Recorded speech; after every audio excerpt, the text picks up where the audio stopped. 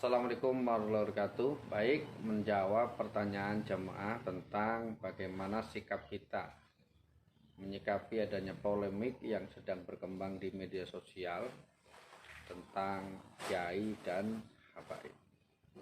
Sebenarnya ini merupakan satu hal yang menjadi muhasabah bagi kita bersama, kenapa sampai terjadi hal demikian. Namun demikian, karena itu sudah terjadi, maka pesan apa? Yang pertama, lebih baik kita diam saja. Kita dengarkan bagaimana ulasan fatwa-fatwa para ulama yang mereka ilmunya jauh di atas kita semua. Hanya sebagai kewajiban Abah terhadap jamaah sekalian, Abah berpesan, setahu Abah dengan keterbatasan pengetahuan yang Abah miliki, memang dalam Al-Quran ada dinyatakan al-ulama'u warasatul anbiya, bahwa ulama itu adalah pewaris para nabi. Apakah yang dimaksudkan pewaris para nabi itu adalah, apakah yang dimaksudkan ulama itu adalah kiai, komunitas kiai dengan segala macam sebutannya, ataukah yang dimaksudkan ulama itulah keturunan? Kalau menurut apa? Yang dimaksudkan adalah ilmunya orang tersebutlah yang menjadikan dia sebagai pewaris para nabi. Apakah lebih mulia mana? Wallahu a'lam. Yang jelas tahu Abah, ada beberapa dalam Al-Quran menyebutkan, misalnya dalam Quran surat Al-Hujurat ayat 13, in akramakum indallahi atqakum. Orang yang paling mulia di sisi Allah adalah orang yang bertakwa. Sekalipun turunan raja, sekalipun turunan pejabat, kalau dia tidak bertakwa, ya di sisi Allah tidak ada kemuliaan.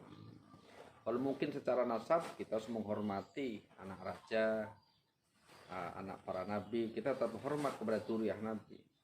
Tetapi ketika mungkin beliau melakukan suatu kesalahan, melakukan suatu hal-hal yang kurang baik, kita cukup menghormati orangnya, tidak menghormati fatwanya. Karena dalam penjelasan yang lain, kalau tidak keliru, sebuah hadis menyatakan Rasulullah pernah bersabda, la fadla li arabiyyin ala jama'in illa bitaqwa. Tidak ada keutamaan antara orang Arab dengan orang bukan Arab kecuali dengan takwanya. Sehingga berangkat dari beberapa ayat dalam Al-Quran tentang takwa, berangkat dari beberapa hadis bahwa yang dimulakan itu adalah bukan keturunan atau bukan sukunya, tetapi adalah keimanan dan ketakwaan seseorang. Artinya ini cukup menjadi kita bagaimana kita berlomba-lomba untuk meningkatkan keimanan dan ketakwaan kita masing-masing sehingga kita pantas dimuliakan dan dihormati oleh orang lain. Tidak perlu kita memaksa orang untuk menghormati dan memuliakan kita, sementara mungkin perilaku dan tingkah laku kita tidak pantas dimuliakan dan tidak pantas dihormati. Pelajaran yang kedua, justru kita lebih hati-hati. Karena di media sosial ini kita tidak tahu kita sedang diapakan oleh siapa. Mungkin ada pihak-pihak terkait yang sedang mencari panggung, mencari popularitas. Mungkin ada orang-orang yang sengaja bikin konten untuk menaikkan kontennya dan lain sebagainya.